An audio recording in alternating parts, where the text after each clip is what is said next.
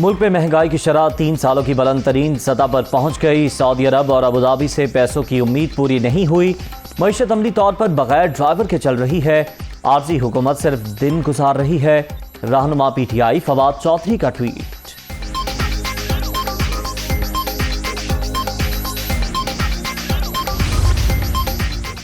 سمندر کی بے رحم موجیں، پھر کئی زندگیاں نگل گئیں۔ کراچی کے سی ویو پر پکنک مناتے 2 افراد ڈوب گئے۔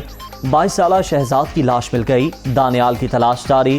ساحل پر لاپتہ ہونے والے 3 بچے مل گئے، پولیس کا دعویٰ۔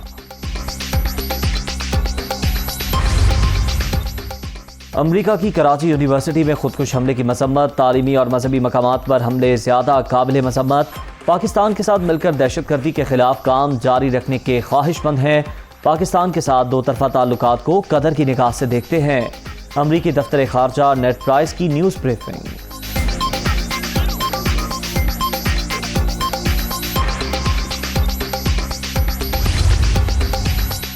حکومت بدلتے ہی مرکزی بینک کے سربراہ کی تبدیلی۔ مرتضیٰ سید قائم مقام گورنر اسٹیٹ بینک مقرر، آج سے ذمہ داریاں سنبھالیں گے۔ رضا باقر نے 3 سالہ مدت پوری کر کے عہدہ چھوڑ دیا۔ حکومت نے مزید توسیع نہ دی۔ مہنگائی میں کمی، روپے کی قدر بہتر ہو رہی ہے۔ یو اے ای سے اچھا رسپانس ملا۔ سعودی عرب بھی جلد تیل کریڈٹ لمٹ پر بتائے گا۔ عمران خان نئی حکومت کے لیے بارودی سرنگیں بچھا کر گئے۔ وزیر خزانہ مفتاح اسماعیل۔ تحریک انصاف کا کل میاں والی میں عوامی طاقت کا مظاہرہ۔ حقیقی آزادی کی تحریک کا آغاز کرنے لگا ہوں۔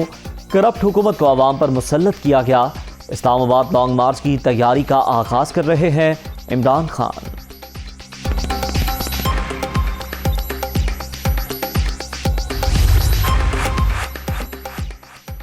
گورنر پنجاب کا آرمی چیف کو خط، کردار ادا کرنے کی اپیل۔ پنجاب میں آئینی فریم ورک پر عمل درآمد کے لیے آگے آئیں۔ عوام کا وفاقی اور صوبائی حکومتوں پر اعتماد بحال کریں۔ عمر سرفراز چیمہ۔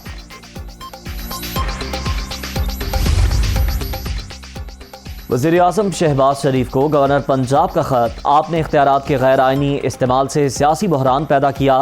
حمزہ شہباز نے آپ کے بیٹے ہونے کا ناجائز فائدہ اٹھایا۔ کوئی طاقت مجھے غیر قانونی اقدامات کو روکنے سے منع نہیں کر سکتی۔ عمر سرفراز چیمہ۔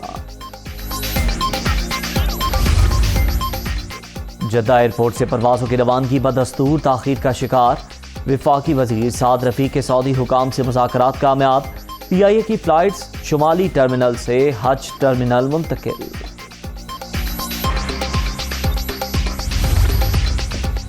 اور عید کے تیسرے روز بھی فل موج مستی کے پروگرام، کہیں سیر سپاٹے تو کہیں دعوتوں کا اہتمام۔ یار دوستوں کا عید کی آخری چھٹی بھرپور گزارنے کا پلان۔